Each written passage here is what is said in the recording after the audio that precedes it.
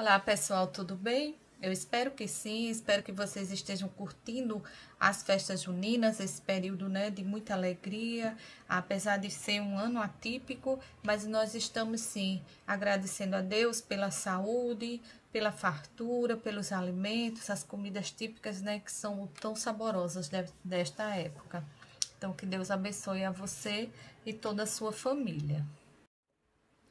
Hoje eu quero fazer assim, uma referência às festas juninas, quando diz assim, fulano encheu meu balão, quis dizer que fulano me elogiou, que fulano fez algo que eu gostei. Então eu quero encher o balão da minha turma dos 8º ano. Vocês estão de parabéns pela participação, pela colaboração e principalmente pelo capricho com as atividades, pois isso tem me deixado também muito feliz. Então, eu quero mesmo hoje encher o balão de vocês, tá bom? E dizer que vocês precisam continuar. Eu sei que não está sendo fácil, eu sei que não é como a gente gostaríamos que estivéssemos, né, na convivência normal da escola, mas nós estamos aqui, estamos juntinho de vocês e o que precisar pode contar conosco, tá bom? Agora eu queria fazer com vocês a resolução da questão número 3 do exercício que eu postei na semana passada. Para a maioria eu coloquei o gabarito e quem não teve acesso é só me falar que eu mando, tá bom? Então na questão número 3 eu achei interessante a gente rever ela aqui. Que ela diz assim: baseado no que você aprendeu, resolva o problema abaixo. Lúcio comprou uma pizza pequena. Em um primeiro momento, comeu metade da pizza, que representa um meio, e posteriormente conseguiu comer mais um pedaço equivalente à sexta parte, 1/6. Que fração representa a quantidade total de pizza que Lúcio comeu? Veja, nós aprendemos a calcular adição e subtração de fração com os denominadores iguais e com os denominadores diferentes. Então, eu coloquei uma questão para contextualizar, para que a gente possa entender na prática, no nosso dia a dia, quando que vai haver necessidade de fazermos esse tipo de cálculo. Então, aí a gente já percebe que a minha equação ficaria dessa forma: 1/2 mais 1/6. Como os denominadores são diferentes, nós vamos calcular o MMC através da fatoração. Então, eu coloco aqui, ó, disposto, o 2 separado por vírgula e o 6, e vou dividi-los por números primos. Ambos são divisíveis por 2. Beleza, então eu vou colocar o 2 aqui. 2 dividido por 2 é 1, 6 dividido por 2 é 3. Não mais se divide por 2, então vamos colocar o próximo número primo, que é o 3. O 1 a gente vai repetir, e o 3 dividido por 3 é igual a 1. Consegui encontrar aqui, ó, resultado 1, então, vou fazer a multiplicação desses fatores. 2 vezes 3, eu encontro 6. Portanto, 6 é o meu que? MMC. Memoriza e vamos organizar na fração.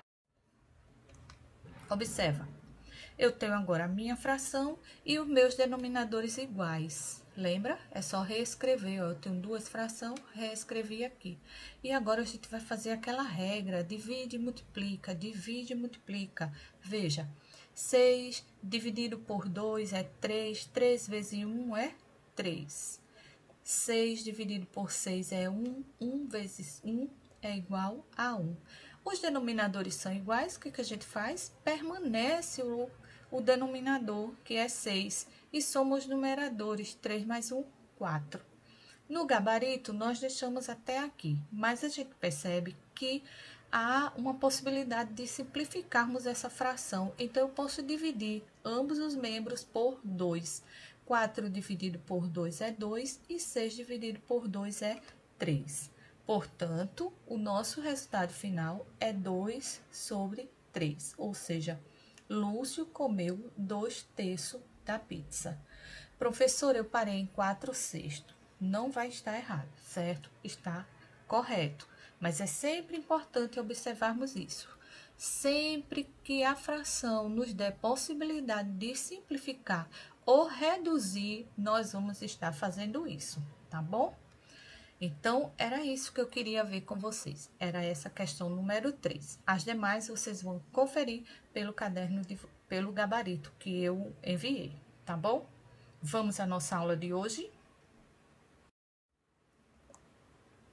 O objeto do conhecimento hoje é multiplicação e divisão de números racionais na forma fracionária. Que quer dizer o quê? Multiplicação e divisão de fração. Então, vamos primeiro ver multiplicação.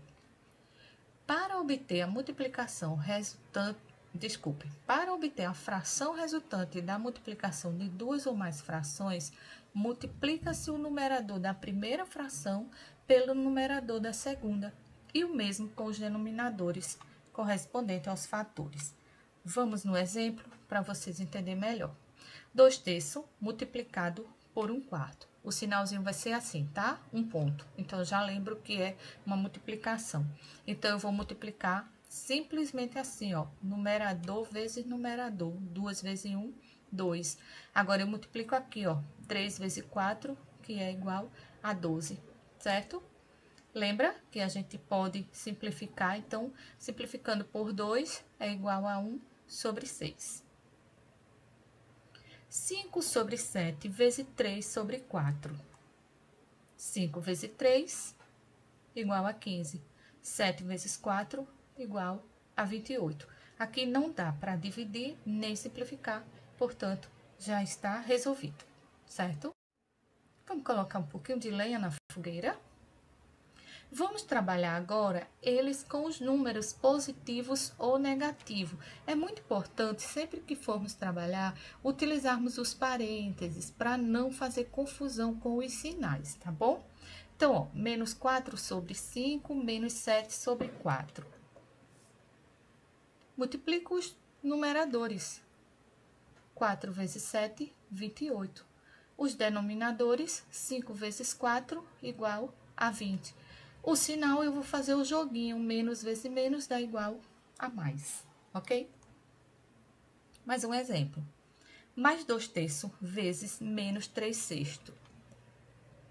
Mesmo procedimento. 2 vezes 3 igual a 6. E 3 vezes 6 igual a 18. Não esqueça agora do sinal. Então, mais vezes menos é menos.